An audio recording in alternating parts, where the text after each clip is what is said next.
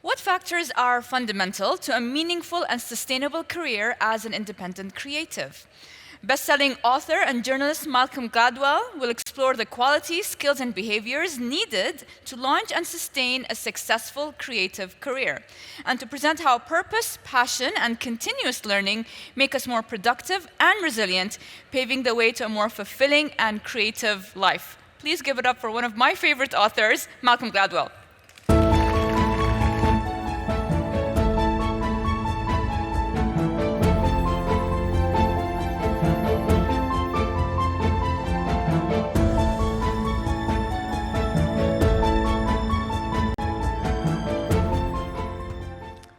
Thank you. It's a real pleasure to be here at this wonderful conference back in Dubai. I come to Dubai every couple of years, and of course, every time I come to Dubai, it's a whole new Dubai. I remember once, I think it was my first visit, I came here and my taxi driver couldn't find my hotel, and we searched and we searched and we searched, and we finally found it. He turned to me and he said, "You know, that hotel wasn't there a week ago," which I thought was the most Dubai thing ever for someone to say. So anyway, I'm delighted to be here, and the subject of what it means to lead a healthy and fulfilling creative life is something that's very near and dear to my heart. It's something that I have, a question that's fascinated me ever since I started writing many years ago now. There's a million things I could say on this subject, but I thought what I would do is something very simple, which is to tell a story that I think illustrates a lot of these themes of what a successful and fulfilling creative life looks like. And I thought I would zero in on one very particular creative act and try and draw lessons from it. And the creative act that I wanted to focus on is the album released in 1986 by the singer Paul Simon called Graceland.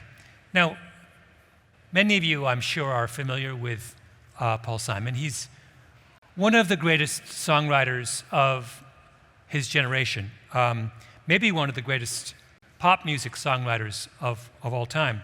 He starts his career in the 1950s as a teenager with his best friend, Art Garfunkel, and together they form a group called Simon and Garfunkel, and they, by the early 1970s, when they release an album called Bridge Over Troubled Water, which is an international best-selling album, they're one of the best-known musical acts in the world. They're up there on a par with the Beatles and the Rolling Stones in that era. But by the 1980s, things were not going well for Paul Simon. His previous album, his most recent album, was an album called Hearts and Bones, and it had been a commercial flop. It had sold fewer records than any record he'd ever put out. He felt that creatively he had come to an end. His marriage had fallen apart. His relationship with his old partner, Art Garfunkel, had soured. He was deeply depressed. And in the middle of that depression, somebody gave him a tape, which was a tape of just some South African street music. And he listened to it and found that he was addicted to it, that he couldn't get over how magical and wonderful this music seemed. And so on a whim, he got on a plane to Johannesburg, and he gathered together a group of some of South Africa's most prominent musicians. And he spent 2 weeks in the studio just making music with this group of musicians. And out of that 2-week studio stint came this album called Graceland. And Graceland, as many of you will know, who, if you've ever listened to it, is an extraordinary creation. It's probably the high watermark of Paul Simon's career. It's considered to be one of the greatest rock and roll albums of all time. It's certainly one of the best-selling albums of all time. It wins every award a bit of music can win. It is, and really an extraordinary accomplishment. So what I wanted to do this afternoon is simply ask the question, what can we learn about creativity, about being a creative force from the story of that particular piece of music, that album, Graceland? So I wanted to start with the most obvious lesson from Graceland, which is that at the time Paul Simon creates that album, he's old. Now, when I say old, I'm saying that in quotation marks. He's 45 years old, but that's not old in the real world, but it is old in the world of rock and roll. Pop musicians do their best work almost invariably in their 20s. If you look at the Rolling Stones, who are almost exact contemporaries of Paul Simon, the two most important people in the Rolling Stones, Keith Richards and Mick Jagger, are born, I think, maybe a year later after Paul Simon. They have their creative breakthrough, the Rolling Stones do, in 1965, when they have an international hit with the song Satisfaction. And their creative peak as a band is between the years 1968 and 1972, when they do Beggar's Banquet, Let It Bleed, Sticky Fingers, and Exile on Main Street. 4 of the quintessential greatest rock and roll albums of all time. And then they're effectively finished. I mean, they go on to create additional music, but nothing on the same level as those 4 albums made in that 4-year span. By the time the last of those albums, Exile on Main Street, comes out, they're 29 years old, and their period of peak creativity is over. That's what we expect from a rock band. We expect this burst in the early stages of someone's career, and then we expect that burst will somehow fade away. We have an intuition, an expectation that creativity and youth go hand in hand. And yet here in the case of Paul Simon's Graceland, we see something that's very different. We see an album that is created when an artist is 45 years old, when he's 16 years older than the Rolling Stones were at their peak.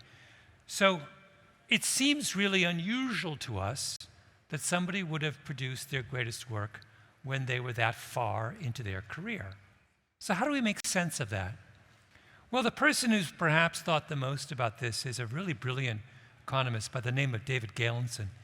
And Galenson argues that when you look at artists, and artists of any kind, not just musicians, but visual artists or writers, you will see that the geniuses, artistic geniuses, fall into one of 2 camps.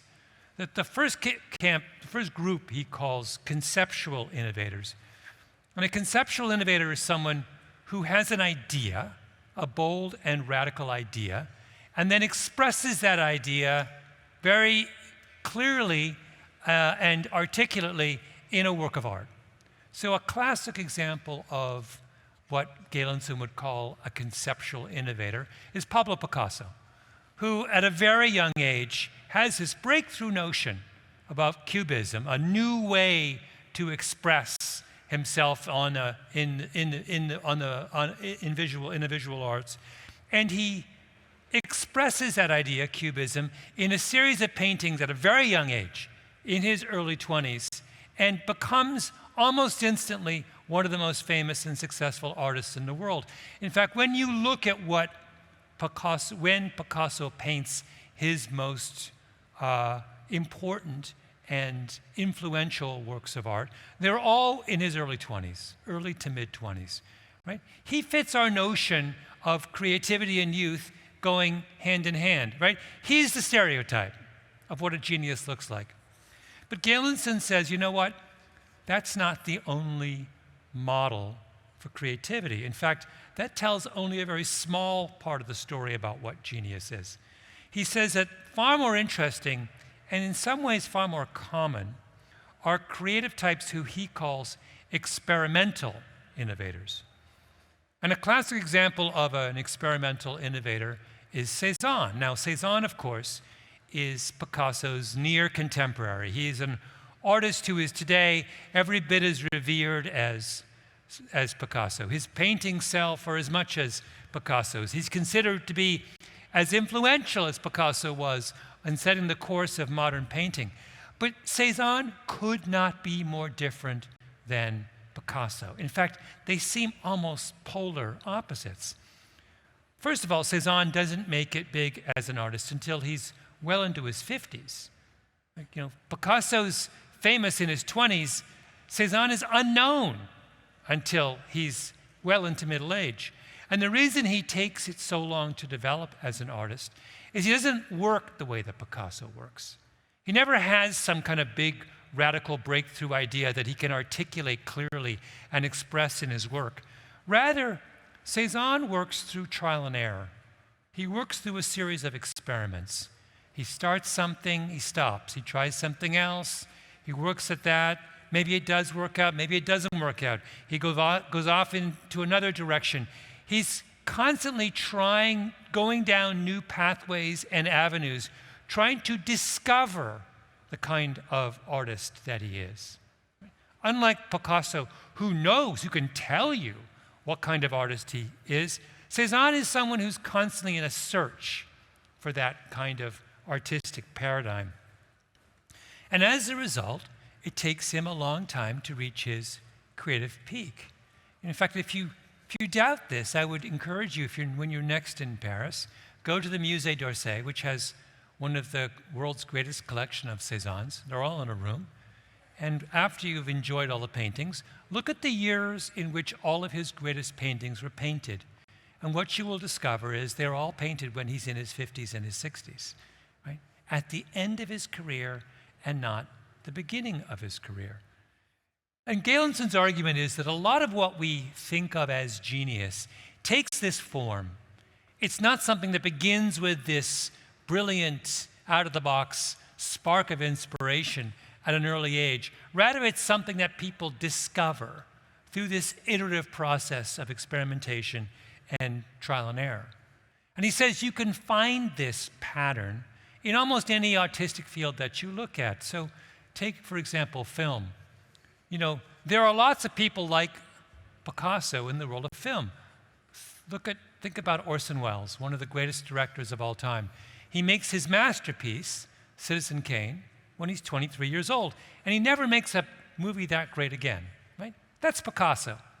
But at the same time, there are lots and lots of directors like Alfred Hitchcock, who starts at a very young age directing movies and does all kinds of experiments and iterations and trials and errors. And it's not until his late 50s and early 60s that he produces the work that we associate with his genius, right?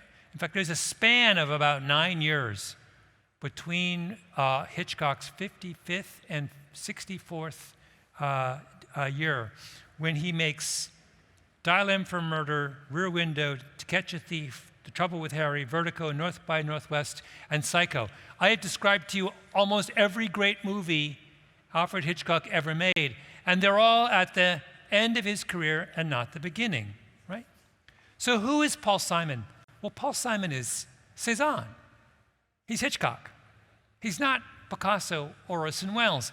He's a kind of person whose genius works through this process of experimentation and trial and error. And that's what Graceland is. Graceland is the perfect example of this kind of creative process in action. A white guy from New York City goes to South Africa, travels all the way around the world to a country he's never been to work with musicians he's never met, right? Why? Because he wants to try it out. He wants to experiment. And what is the result? The result is the greatest album of his career. Okay, question number 2. What is it about this kind of experimentation that seems so typical of so many people who have long creative lives? What is it about that process of experimentation that is so valuable?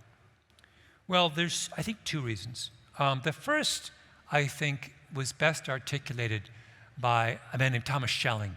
Some of you may be familiar with him. One of the most brilliant economists of the of the 20th century, men who won the Nobel Prize and made numerous contributions to many fields. Schelling was someone who believed very strongly in war games. He spent a lot of time thinking about the military and about what it meant to be for two countries to be in conflict. And he always insisted that the single most important thing that any military leader could do to prepare for a war was to play a game. Was before they did a real life conflict, to do a game version of that conflict. To have one person playing their enemy and they could play themselves, and to sit down in a room and to imagine how the war would proceed. And now why did he think experimentation was so important? Well, the answer is this: he had a famous dictum, which was, no one, no matter how rigorous his analysis or heroic his imagination, can draw up a list of things that would never occur to him. And what he meant was that if you rely entirely on your imagination to figure out where you ought to go as a creative person, and generals of armies are creative people, right? They are required to solve difficult problems in a creative way. I think he's absolutely right to think of them in the same breath as artists or musicians or writers. And what he's saying is, if you rely on your imagination for a solution to this most difficult of problems, you are necessarily limited to the contents of your imagination, right?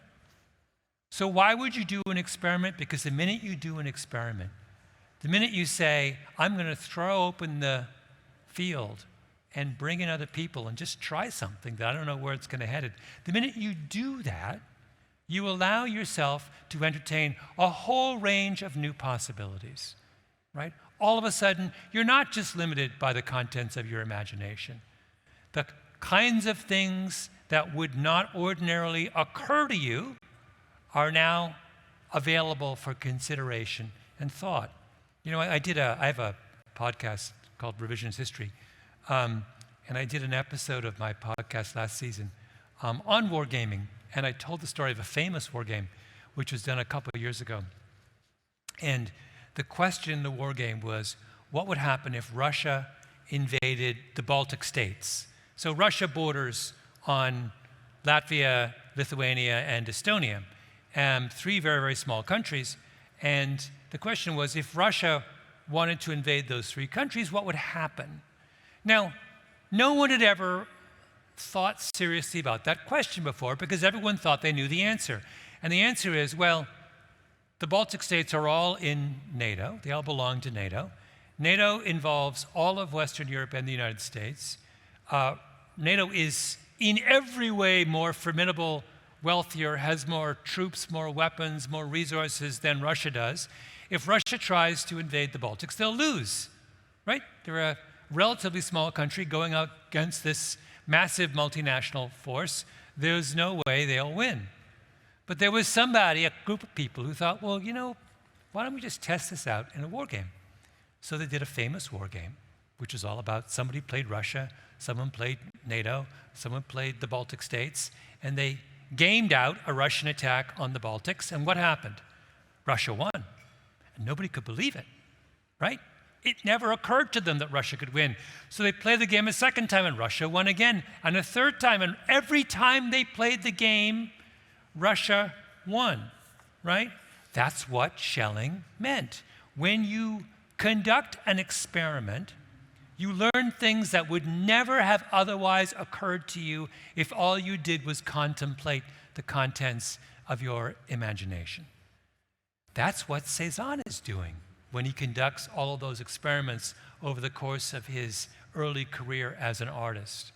He's opening himself up to possibilities that would never have occurred to him if all he did was follow his own personal intuitions and directions.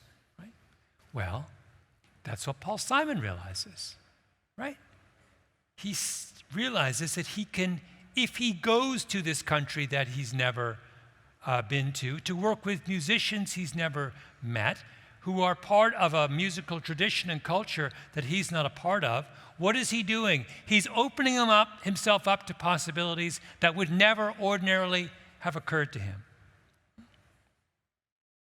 There's a second really important point here, and that has to do with what I know is one of the themes of this conference, and that is the ideas around diversity and inclusion. And the question is, why do we think it's important? Why do we think diversity and inclusion are important? Well, the obvious answer is they're important because they are expressions of social justice, right? We want to bring in voices that have been silenced or ignored for a long time, bring them to the table, because that is the just and fair thing to do. But I think there's another reason that's even more important for why diversity and inclusion is important. And that is because diversity is an engine of creativity. That when you bring in diverse voices into consideration, you expand the range of options and ideas available to any kind of creative enterprise. And experiments are important because experiments are the way in which we bring diverse voices to the table. They're the vehicle, right? They're the form. They're the tool. They're the vessel. They're the way in which we can bring people who haven't, the mechanism we can use to bring the unheard and the ignored and the forgotten into creative consideration. There's a million examples of this, but I thought I'd give you one that's always fascinated me. It's the story of the invention of the telephone. You know, I know that seems like a weird one to bring up in this context, but it's really interesting.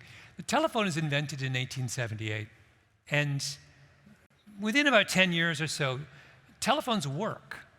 There's all kinds of telephone exchanges. You can buy them. They figured out the basics of the technology, but nobody wants to buy or use telephones. Right? It's this great puzzle.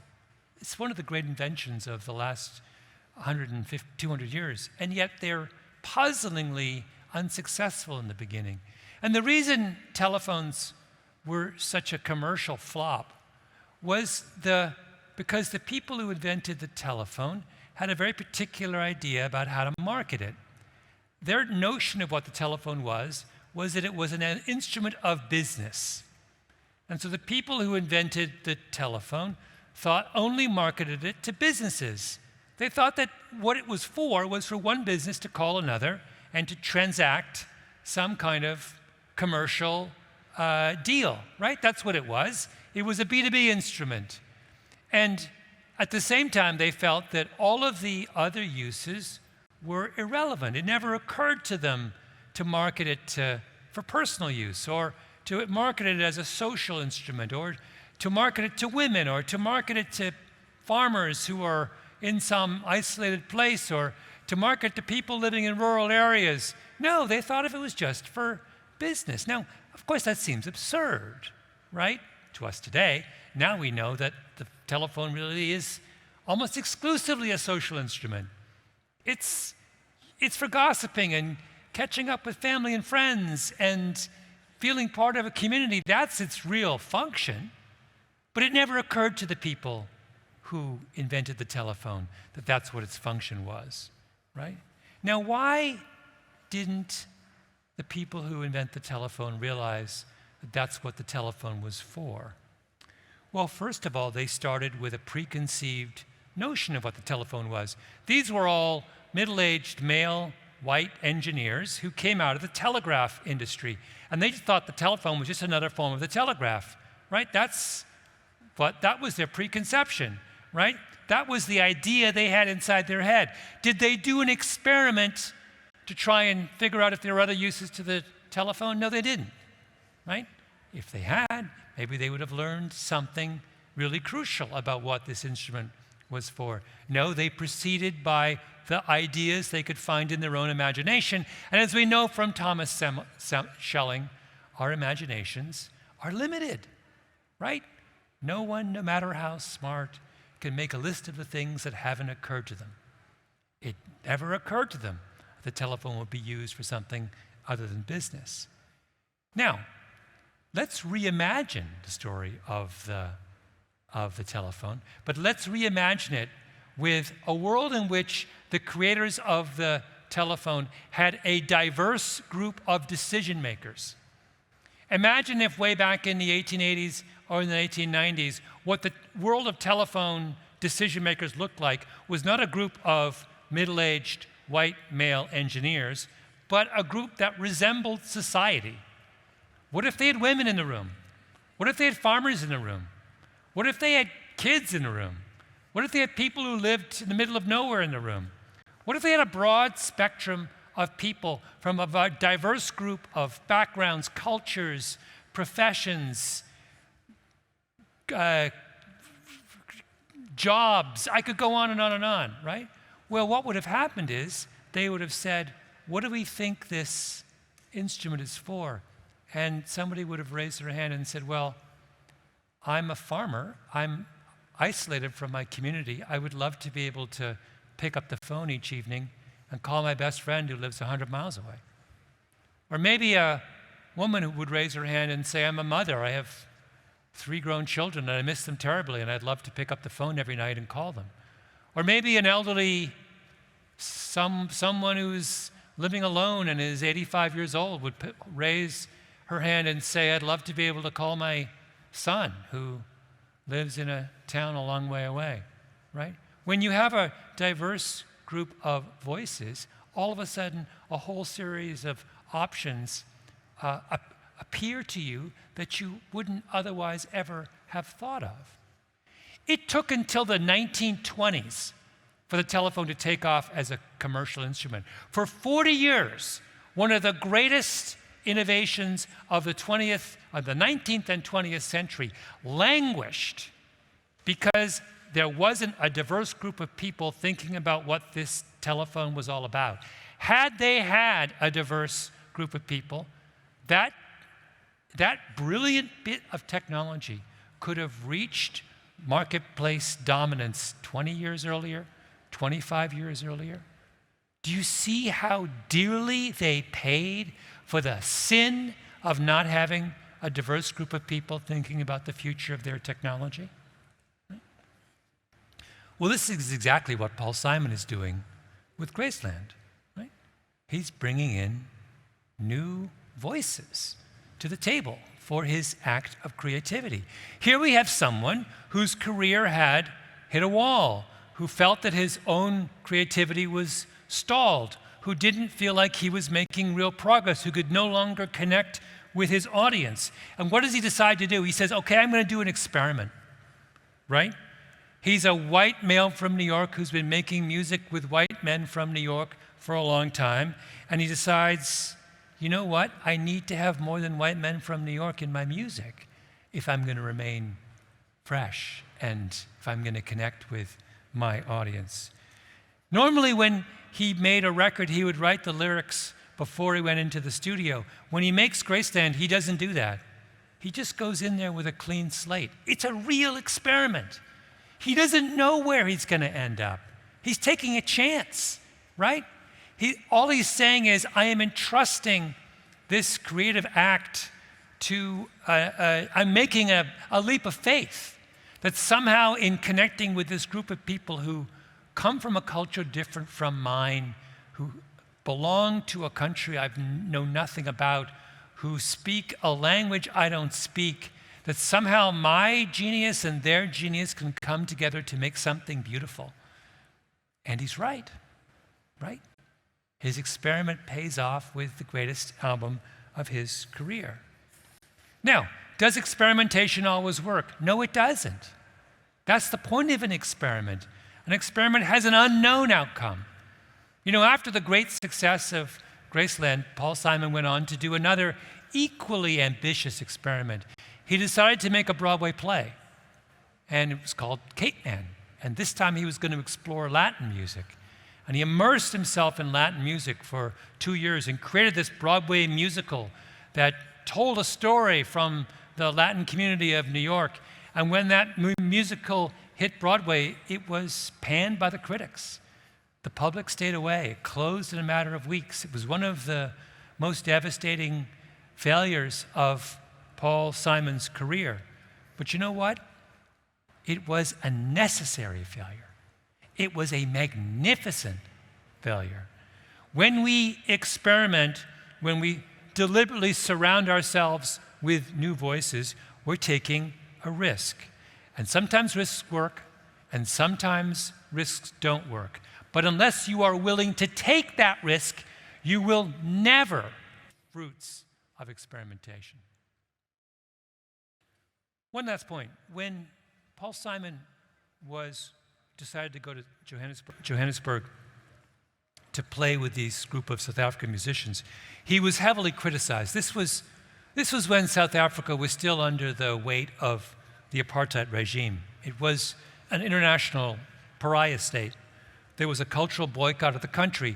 Artists were not supposed to go and perform in South Africa.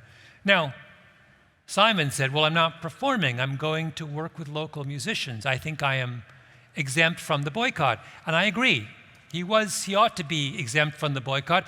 And in subsequent years, most people came around to that position, that what he was doing was something wonderful that ought to have been permitted. But at the time, it was deeply controversial. He was criticized, attacked. All kinds of people said, what you're doing is wrong. He was, for the first time in his life, he faced a kind of antagonism from many of his own peers. And then when he got to Johannesburg, he discovered it was really hard to make a record in a country you know nothing about, in a place where you don't speak the language, where you can't communicate with the musicians, where people don't know you and know your music and don't necessarily trust you the way that other people do, right? The process of making Graceland was deeply uncomfortable, but the outcome was magnificent. I think that this notion, that idea of an uncomfortable process and a magnificent outcome is the most important of the lessons of Graceland. Because to practice the kind of experimentation I'm talking about, right? Reaching out to different voices, engaging with people very different from yourself is really hard.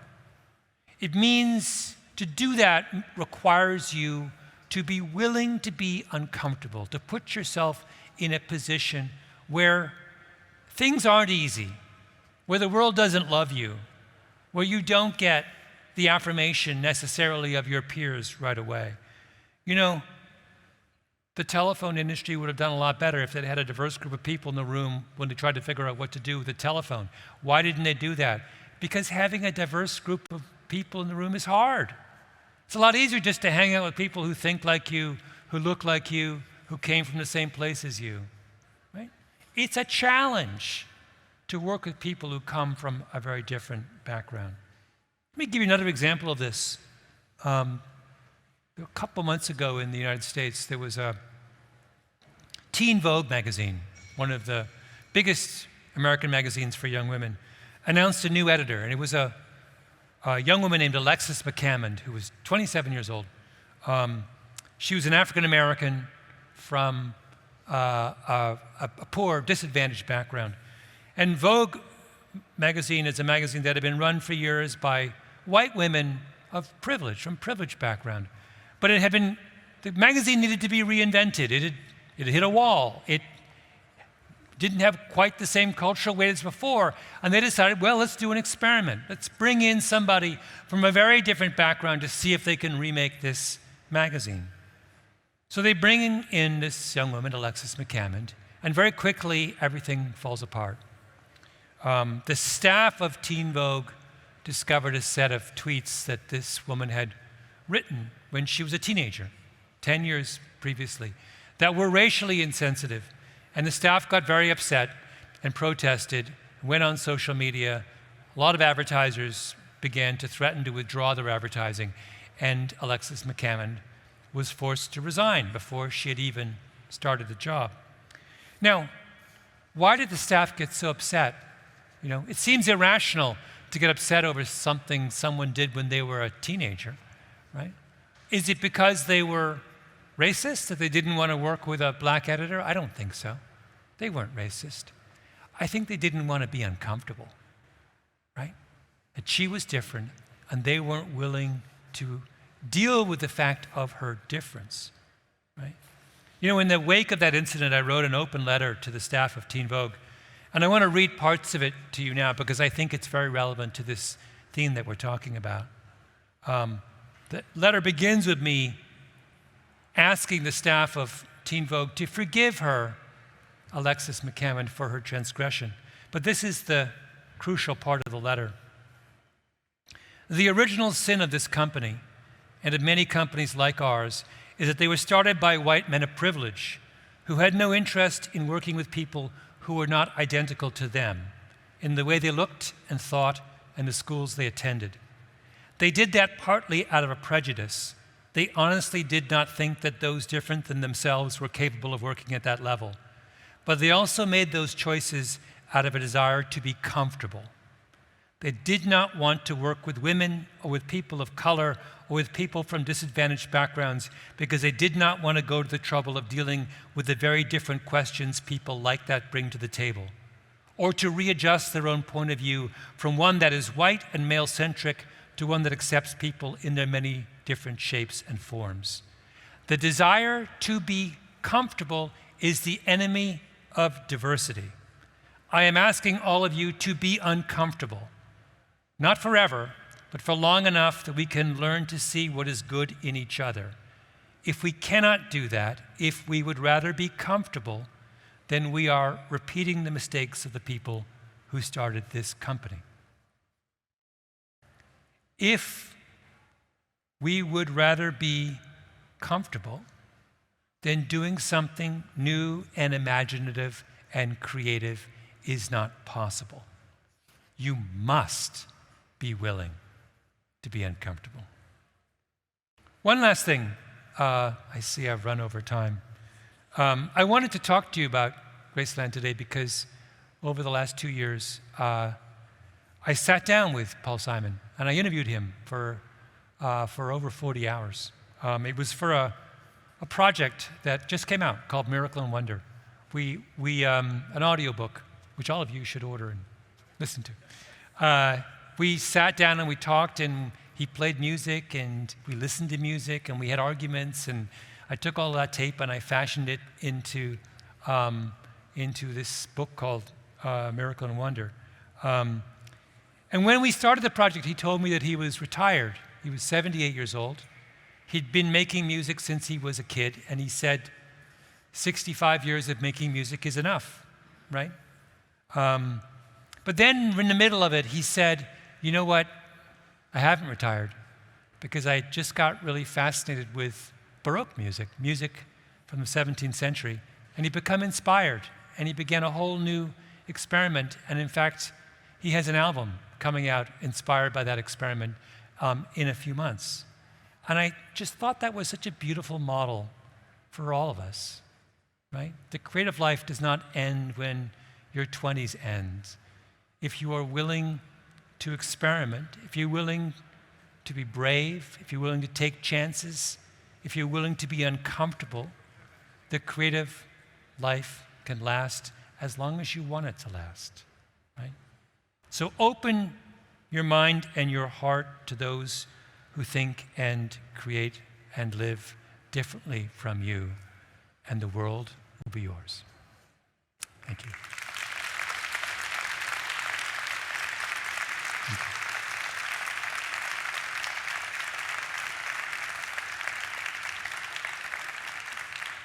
I have some questions here.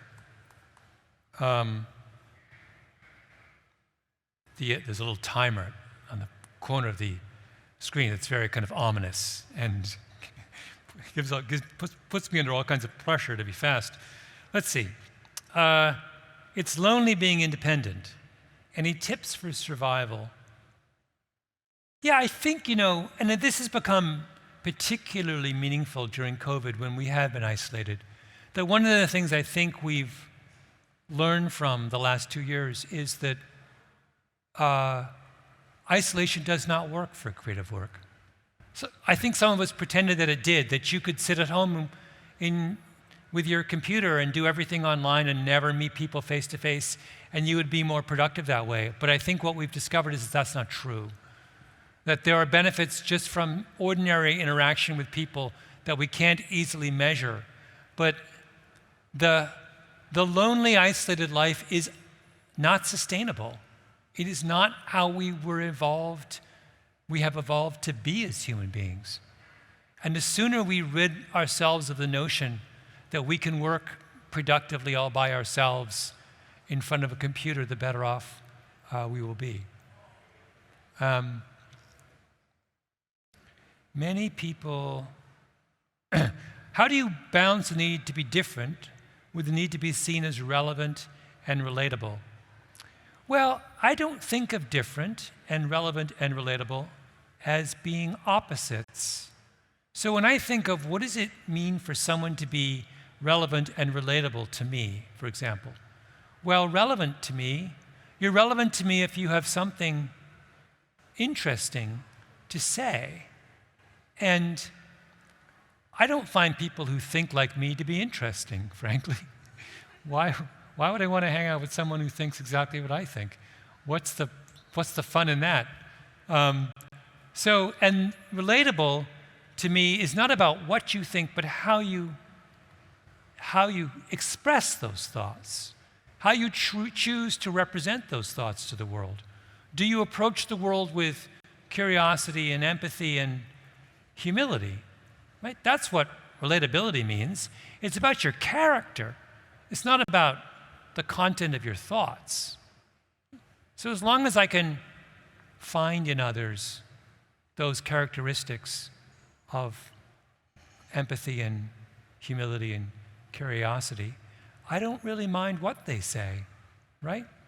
I'm at least interested in listening to them. I may not be interested in agreeing with them, but I am interested in listening to them if the way they approach the world is consistent with the way I think we ought to approach the world. All right, let me just have some water here. If the creative life is a good life, is it necessarily bad to be uncreative? No. We wouldn't want everyone. If everybody in the world was creative, it would be impossible to be creative because the competition would be too great. I think all of us would rather a world where the minimum number of people were creative, so our lives were as easy as possible. I'm teasing. No, but think about this. I think, recently I spend most of my time now doing audiobooks and my podcast, Revisionist History, and I now, for the first time in my life, work very much with a team. And not everyone on my team is creative, and nor do I want everyone on my team to be creative. I have people that what I want from them is the ability to execute efficiently and quickly and reliably. I have people on my team who, I can be undisciplined and reckless or disorganized, all those kinds of things. I need people in my life who are disciplined and organized and not reckless. It's about balancing your own.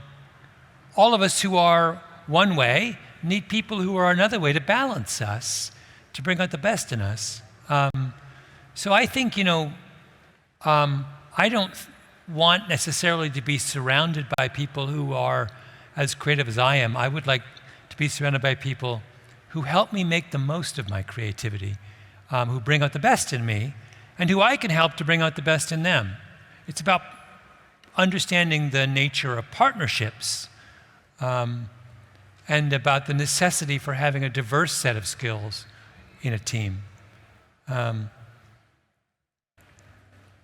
Magically, 6 more minutes have appeared on the screen. I don't know how that happened. But how has success changed you personally, for better or worse? Oh, wow, that strikes me as a very dangerous question to answer honestly. Well, I know that I guess it's changed me. I mean, it's made my life a lot easier because I don't have the anxiety of trying to reach an audience, because I know I have an audience, and my audience has been pretty loyal over the years. And once you've removed the burden of trying to make yourself known, your life gets a lot easier. So in that sense, I've been very lucky. And so how has it changed me? It's made me a lot less anxious, I suppose, about the reception for my work. The worry I have, and I think the worry that anyone who's had some success has, is that success will in some way sap your motivation, that you won't have the same hunger you had when you were young and unknown and just starting out. And I worry about that. And one of the ways I've tried to deal with that is that I've tried to keep moving. That I started my career as a newspaper writer, and then when I felt that I had gone as far as I could in that world, I moved on and became a magazine writer, and then I started to write books, and now I do audio. Now I'm largely a podcaster and an audiobook maker. But that's my response to the success I've had, is the way I think I can keep fresh and relevant is to constantly be moving into new fields and challenges, and so that's one way I think you can cope with the downside of some success. All right, I'm going to do one more question. A question I addressed a little bit in my talk. Most people accept the argument for diversity, but can you share the evidence that it really works? Well, that's what Graceland and the telephone story are about. They're about the value of, the tangible value of having a diverse set of voices in the room when you try and create something new. And I wonder, I think this is a very important question for a number of reasons, but I think that the social justice argument for diversity is way overstated. That is to say, we spend too much time talking about the need for diversity on social justice grounds, and too little time talking about the fact that when you have diverse groups, you get a better outcome. So think about this. I'm going to give a very American-centric answer to this. In America, we spend an enormous amount of time and attention, arguing about the composition of universities. Should we take steps to, should we lower entrance requirements for groups from disadvantaged backgrounds so we have more of them in a university? And that argument is couched almost entirely in social justice terms. And that argument comes into a lot of opposition from people who simply don't buy the social argument claim. They say, I don't know why you would give a special break to somebody just because their skin is a different color than me, or they grew up in a different neighborhood than me. Why can't we just let in people who are qualified? The best qualified people should be let into a different school. That's what happens when you spend too much time on the social justice argument. You get that response. But if you made a different argument and you said, no, the reason I want to let people from a diverse group of backgrounds into this elite institution is that you will get a better education if you learn in a group of people who don't think like you. And that the reason that we send you to a university is not to be surrounded by the people that you grew up with, right? You don't go to a university to reinforce every prejudice, bias, idea you were born and grew up with. You go to a university to be challenged, to learn how the other people think, to learn that the world is full of people who do not think like you. right? And if you're exposed to that kind of difference during your time in college, you will emerge a better and stronger and smarter and wiser and more loving and empathetic person. That's the argument we should be making, right? But we don't make it enough, and that breaks my heart. Well, the clock has finally run out. The magic clock, which, thank you all very much. Have a lovely time. Yeah.